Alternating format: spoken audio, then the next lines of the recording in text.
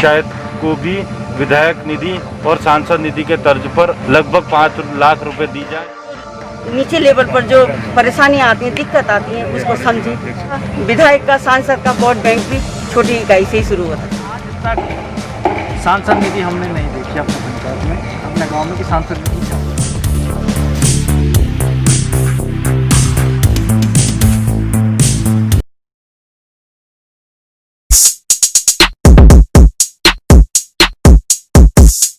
मौसम बदल रहे हैं, हालात बदल रहे हैं और कोरोना के समय में चलते चलते कुछ रिश्ते भी बदल रहे हैं। इन्हीं बदलाव में उथल पुथल राजनीति अब उत्तराखंड की पंचायत और ग्राम स्तर तक। प्रधान संगठन उत्तराखंड के प्रदेश अध्यक्ष मेरे साथ मौजूद हैं। आपसे आपका परिचय जानते हैं और फिर जानेंगे उद्देश्य क्या है यहाँ में। मेरा नाम भास्कर सम्मल है और प्रदेश ग्राम प्रधान संगठन का वर्तमान में मैं प्रदेश अध्यक्ष।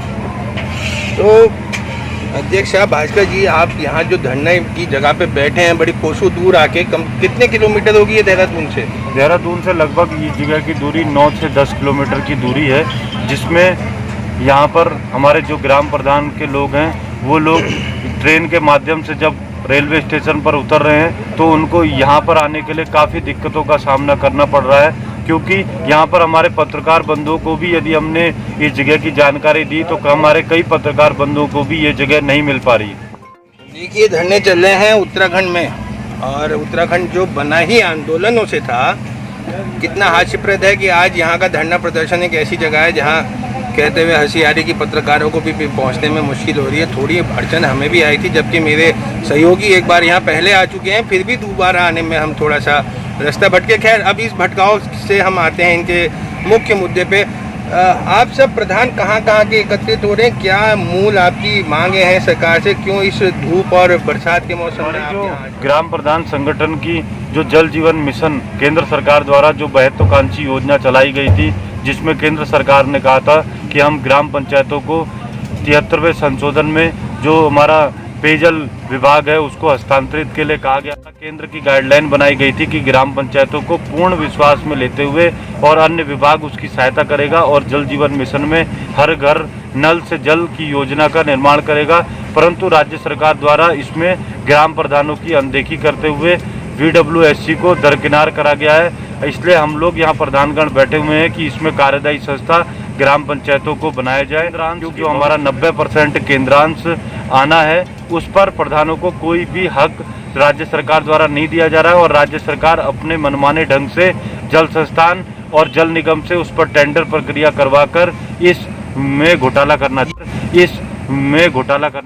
घोटाले की बात करते हैं तो ये कैसे महसूस हुआ कि अगर सरकार इस तरह का इनिशिएट ले रही है तो उसके पीछे यही रणनीति हो सकती है? यही जब सरकार ने पहले ही पेयजल और जल निगम को हटा दिया था और स्वैप और स्वजल को इसमें शामिल कर दिया गया था, अब पुनः जल निगम और जल संस्थान को इसमें इंगेज किया जा रहा है। तो हमारा सरकार से निवेदन है कि इसको स्वैप और स्वजल के माध्यम से ही इस कार्य को कराया जाए और कार्यदायी संस्था ग्राम पंचायतों को बनाया जाए। योजना की आप बात कर रहे हैं, हर गांव हर घर में नल और हर घर में जल। तो नल और जल को लेके जब अब ये कार्यदायी संस्था सरकार दूसरी कोई मनोनीत कर रही है, प्रधानों को छोड़ रही है, आपको किस तरह का महसूस हो रहा है कि जो केंद्रांश का 90% पैसा आना है और हमारी जो VWSC की समिति बनी गई है उस पर प्रधान को मॉनिटरिंग करने का, वो जो केंद्रांश है जो 90% पैसा केंद्र का आना है तो उसके भुगतान में और उसमें देख रेख के लिए प्रधान को उस पर कार्यदायी संस्था मतलब कि मॉनिटरिंग अधिकारी नहीं बना जा रहा है, ताकि ठेकेदार यदि गलत सामग्री या गलत मटेरियल का प्रयोग करता है तो प्रधान को इतना पावर हो कि वो उसके जो हमारी विलेज की समिति है उस पर ये योजना हस्तांतरित होनी है। और यदि उस योजना में इनके द्वारा सही मटेरियल और उसका सही सामग्री का प्रयोग नहीं किया जाता है तो भविष्य में ग्राम प्रधानों के ऊपर इस पूरी योजना का भंडा फोड़ दिया जाएगा। तो इसलिए आप लेके बैठे हैं सरकार के सामने। इसके अलावा हमारे पास जिस प्रकार कोरोना काल में आपने देखा है कि कई जो हमारे यहाँ के रोजगार करने के लिए युवक शहर से बाहर गए हुए थे वो अपने गृह जनपद में वापस आ गए हैं। उनके साथ जो पहले से घर में मौजूद 2-3 लोग थे, अब उस परिवार में सदस्यों की संख्या 8 से 10 हो गई है। जब वो 3 व्यक्ति घर पर थे तब भी 100 दिन कार्य करते थे, आज वो 10 आदमी हो गए हैं तब भी 100 ही दिन उन्हें हम कार्य दे सकते हैं। इसलिए हमारा सरकार से निवेदन है कि जो मनरेगा के कार्य दिवस हैं उनको 100 से 200 दिन में जो हमको पंचायती राज एक्ट 2016 को लागू कराने के साथ 29 विभागों के हस्तांतरित की ग्राम पंचायतों की बात की गई थी, वो अधिकार हमको अभी तक नहीं दिए गए हैं। साथ ही एक ग्राम पंचायत विकास अधिकारी के पास 25 ग्राम पंचायतों का चार्ज है, जिसको लेकर हमने कहा है कि प्रत्येक ब्लॉक में जो न्याय पंचायत वार ग्राम पंचायत अधिकारियों की संख्या जो है उसको बढ़ाया जाए। साथ ही मनरेगा ऑपरेटर और मनरेगा जेई और पंचायत जेई की भी संख्या बढ़ाई जाए। क्योंकि साथ ही हमारा सरकार से निवेदन है कि एपीएल, बीपीएल और जो अंत्योदय कार्ड हैं उनका सरकारी तंत्र द्वारा पुनः सर्वे का कार्य कराया जाए, ताकि हमारे जो पात्र लोग हैं जिनको बीपीएल और अंत्योदय का लाभ मिलना चाहिए उन लोगों को इस प्रकार का लाभ मिल सके। साथ ही हमारी ये मांग भी है कि पंचायत को भी विधायक निधि और सांसद निधि के तर्ज पर आपदा निधि लगभग 5 लाख रुपए दी जाए। ये बड़ी मांग है। ये एक और बड़ी मांग है कि विधायक निधि और सांसद निधि की तर्ज पे ग्राम प्रधानों को भी निधि प्राप्त दी जाए। और आपदा से संबंधित ये है क्योंकि गांव हमारे पास ज़्यादा हैं उत्तराखंड में और आपदा की स्थितियाँ लगातार चरम पे। एक बड़ी मांग है। आप लोग कहाँ कहाँ के प्रधान यहाँ बैठे हैं? आप कहाँ से हैं भाई साहब? सर मैं चक्राता ब्लॉक से ग्राम खरोड़ा से प्रधान हूँ। अच्छा, हमारा आज यहाँ चौथा दिन है। चौथा दिन है। हाँ जी। आपके क्षेत्र में क्या समस्या है? विधायक कैसे देखता है चक्राता को? विधायक जी अपना कार्य कर रहे हैं, लेकिन जो हमारी जो मूल मांग है, जो ग्राम स्तर की मांग है, जिनको लेके हम यहाँ धरना प्रदर्शन पे बैठे हैं, ये हमारी पर्सनल ग्राम सभा स्तर पे जो मांगे हैं। जो आप कहाँ से हैं सर? मैं नरेंद्र नगर ब्लॉक से हूँ। अच्छा, प्रधान अध्यक्ष हूँ मैं। अच्छा, हमारे वहाँ भी यही दिक्कतें हैं, जैसे हमारे अध्यक्ष साहब ने बताया अभी काफ़ी दिक्कतें हैं। और हमारे वहाँ पे सबसे मेन दिक्कत जो है दोगी पट्टी में टावरों की दिक्कत है। जो बच्चे ऑनलाइन बोल तो रहे हैं कि ऑनलाइन पढ़ाई होनी है, लेकिन ऑनलाइन पढ़ाई नहीं हो पा रही। सोशल डिस्टेंसिंग भी करके चलेंगे जी, क्योंकि ऑनलाइन पढ़ाई नहीं हो पा रही है, क्योंकि वहाँ टावर नहीं है, तो फिर उसमें दिक्कत नहीं है। और जो टावर लगे भी हैं वो भी गरीब, जो जितने गरीब लोग हैं उनका शोषण किया जा रहा है और बच्चे ऑनलाइन पढ़ाई नहीं कर पा रहे हैं। तो एक ऑनलाइन की समस्या भी और गांव में आ रही है देखने में। और ये वाकई गंभीर समस्या है कि पढ़ाई को लेके कोई नीति नहीं बन पाई है। ऑनलाइन पढ़ाई को लेके बहुत कंफ्यूजन है। खैर, आप कुछ कहना चाह रहे थे भाई साहब? आ जाओ सिद्धार्थ भाई, थोड़ा खड़े हो जी। मेरा नाम नेपाल सिंह है। मैं ग्राम प्रधान भाणाधार चकता ब्लॉक से हूँ। मेरा एक विषय ये है कि अभी अब हमारे अध्यक्ष जी ने कहा कि विधायक निधि और सांसद निधि, मैं जिस क्षेत्र से हूँ वहाँ मैं अपने गांव की बात करूँ, हालांकि दूसरे की तो नहीं करूँगा। मेरे गांव में विधायक निधि प्रॉपर आती है, चलता है काम, लेकिन आज तक सांसद निधि हमने नहीं देखी अपने पंचायत में। अपने गांव में कि सांसद निधि क्या होता है। कौन से गांव से आप? ग्राम प्रधान भाणाधार। तो मैं सरकार से यही अनुरोध करूंगा कि ये सांसद निधि और जो विधायक निधि है इसमें भी आप जरा प्रधान को कम से कम सूचित तो करें कि ये भी कोई निधि होती है। अब गांव का जो एक नॉर्मल जो व्यक्ति होता है वो कहीं ना कहीं से को लेके कैसी चल रही इस समय व्यवस्था, थोड़ा ये भी बताइए आप। रोजगार को लेकर गांव में तो बहुत लोग लौट के आए होंगे, कितने आत्मनिर्भर बन रहे हैं उसमें?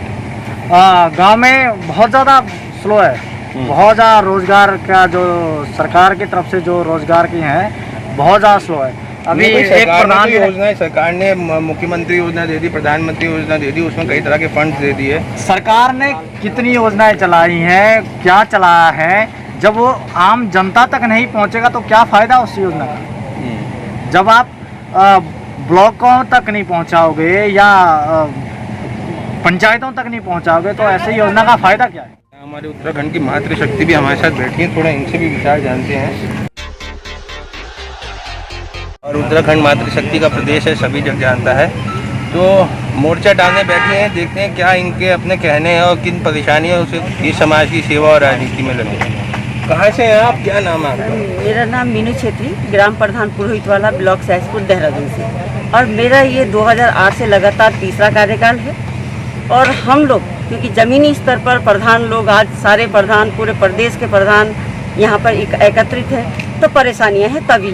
वरना कोई भी इस हालत में ऐसी जगह पर अपना घर बार छोड़कर बैठने पर मजबूर। सबसे परेशानी देख ही रहे हैं कि जल जीवन मिशन पर चल रहा है कि पहले कोई भी चीज़ अगर विभाग से आती थी, सरकार से आती थी, तो पंचायतों को हस्तांतरित होती थी। अब क्या कर दिया, विभाग है और उसके बाद प्रधान है, वो सिर्फ देख रेख के लिए एक चौकीदार मात्र है। और उसमें क्या कर दिया इन्होंने, ठेकेदारी प्रथा कर दी। तो ठेकेदारी प्रथा, वो आएंगे, काम करेंगे, चले जाएंगे। उसके बाद प्रधान क्या है, जवाबदेही प्रधान की। पानी नहीं आता, लाइन कहीं चौक होती है, कुछ होता है तो प्रधान जी, कुछ होता है अगर हम कहें कि नहीं जी विभाग ने किया, तो सीधे सीधे कहीं ना कहीं ब्लेम प्रधान पर आता है कि कुछ नहीं देखा। दूसरी चीज़ है कि कोई, अब ये मनरेगा लगा लीजिए, मनरेगा में बाहर बाहर से लोग आए हैं, एकदम आपदा ही कहिए, इसलिए कोरोना महामारी है, इसमें 100 दिन का रोजगार जैसे अध्यक्ष जी बता रहे हैं, तो वैसे इसको भी हम चाहते हैं कि 100 के दिन की जगह 200 दिन का रोजगार। प्रधान निधि के बारे में बताइए, प्रधान निधि के बारे में आपके क्या विचार है, क्योंकि प्रधान तो आप भी हैं, उस निधि का कैसे, अगर आपको निधि मिल गई तो कैसे उसका फायदा आप लोगों तक पहुँचाएं? प्रधान निधि हमारा कि ये निधि डायरेक्ट ग्राम पंचायतों को आती थी, इसमें सचिव जो है हमारे साथ रहता था और निकाल कर जो कार्य है उसका एस्टीमेट वगैरह बनता था, जेई आता था और फिर उससे काम किया जाता था। आज क्या है, डोंगल सिस्टम है, आज ऑनलाइन पेमेंट है हर जगह। मजदूर लोग ऐसे हैं भाई, मजदूरों को मजदूरी तो मिल रही है, उनका ऑनलाइन पेमेंट है, लेकिन वो कहते हैं एक दिन पूरा, इस टाइम पर तो और भी ज़्यादा वो पैसा निकालने के लिए बैंक में जाते हैं, तो पूरा एक दिन, मतलब उनकी दिहाड़ी कहीं ना कहीं बैंक में जाने से मरती है। और हमारे पास जब उनको चाहिए तब दे दिया। मटेरियल क्या है, ये लोग मटेरियल का 6 महीने 1 साल लगा दे रहे हैं, मटेरियल का पैसा नहीं आ रहा जल्दी से। मटेरियल जब तक नहीं होगा काम कैसे कराया जाएगा, और मटेरियल अगर हम लेते हैं तो 6 महीने साल भर तक कोई भी मटेरियल वाला नहीं रुकेगा। क्या अपेक्षा है आपकी? सरकार से हमारी यही अपेक्षा है कि सबसे मजबूत कड़ी और सबसे छोटी इकाई जो ग्राम पंचायत है इसको मजबूत करें, ना कि इसको कमजोर करें। इसी लेवल पर जो परेशानियाँ आती हैं, दिक्कत आती हैं, उसको समझें, क्योंकि वोट बैंक उन मंत्रियों का, विधायक का, सांसद का वोट बैंक भी छोटी इकाई से ही शुरू होता है। ये एक और बड़ी बात कही कि वोट बैंक जो है इकाइयों से ही शुरू होता है, और सही बात है, दिहाई तभी बनती है जब इकाइयाँ चुस्त रहें। और साथ में यहाँ काफ़ी लोग हैं और सबसे मिल पाना तो मुमकिन नहीं। शहर से कई किलोमीटर दूर और शहर से कई किलोमीटर दूर एक सुनसान बियाबान जगह आंदोलन मोर्चा में यहाँ डटे हैं सारे ही प्रधान। और कोरोना काल भी है, सरकार के ऊपर कई दोहरी मार भी हैं, और ऐसे में अपनी समस्या प्रधानों के सामने भी वाकई है। तो इन समस्याओं का क्या निदान सरकार निकालेगी, इस चुनाव से पहले निकालेगी कि चुनाव में एजेंडा बना के लाएगी और फिर वोटों के लिए इकाइयों को लुभाएगी, ये तो आने वाला वक्त बताएगा। तब तक बने रहिए लाइव उत्तराखंड और मेरे साथ अपने सहयोगी का धन्यवाद करते हुए मैं अनुपम खत्री, देहरादून।